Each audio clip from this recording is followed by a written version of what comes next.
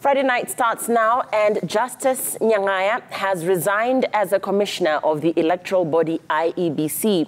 Nyangaya threw in the towel hours after President William Ruto suspended him, alongside IEBC Vice Chairperson Juliana Cherera and Commissioners Irene, Masit and Wanderi, and established a tribunal to investigate them for gross violation of the Constitution. The 5-member tribunal, chaired by Court of Appeal Judge Agri Muchelule, was sworn in by Chief Justice Martha Koome, and its primary assignment is to determine the fate of Cherera, Masit and Wanderi, with binding recommendations to the President.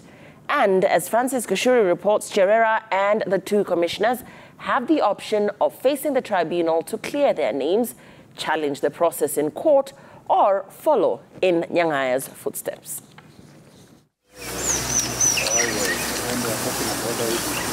Exactly 456 days from the date he assumed office as a member of the country's election management body IEBC, Justus Nyangaya has bowed to pressure and resigned. Nyangaya, who was sworn in on 2nd of September 2021, alongside Juliana Cherera, Irene, Masit and Wanderi, tendered his resignation letter to President William Ruto through Head of Public Service Felix Kosgei, hours after the Head of State suspended the 4 embattled commissioners dubbed the Cherera 4. Nyangaya, in the letter, said his decision came after weeks of soul-searching and prayers. While defending his short stint at Anniversary Towers, Nyangaya said his actions, though taken in good faith, had been misconstrued. I'm sorry, this is an affront to the Constitution.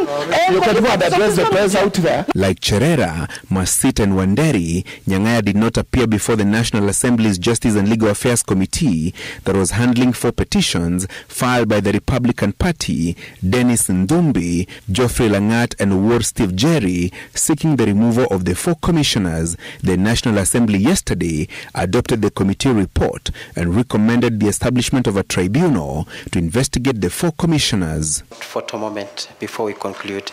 Hours later, the President constituted a 5-member tribunal chaired by Appellate Judge Agri Muchelule. Former Law Society of Kenya Vice President Caroline Kamende Daudi, Linda Gaki Kiome, Matthew Nyabena and Said Hamis Said are also in the tribunal. Kibet Kirui and Irene Choe will be the tribunal's joint secretaries, with Peter Murage as the lead counsel, assisted by Zamzam Abdi.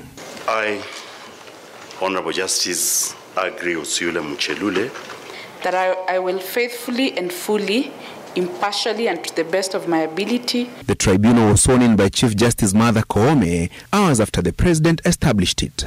This is a heavy responsibility that is being bestowed upon us by this nation, and we have agreed that we are going to do our utmost best to keep to the oath that we've just taken.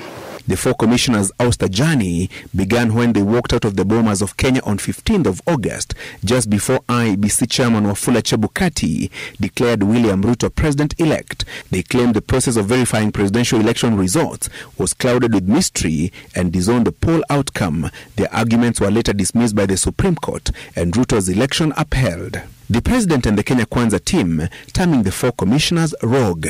The mandate of the tribunal, such as this one, that is constituted under Article 251 of the Constitution, demands that you conduct your proceedings in a very transparent and fair manner and without any bias, considering the people who are before you have human rights.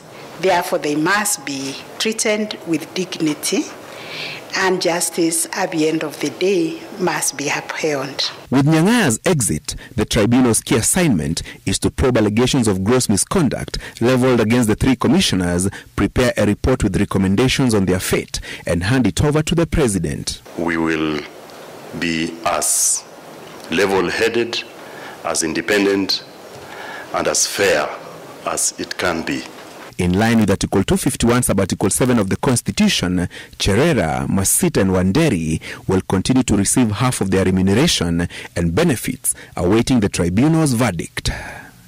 Francis Gashuri, Citizen TV.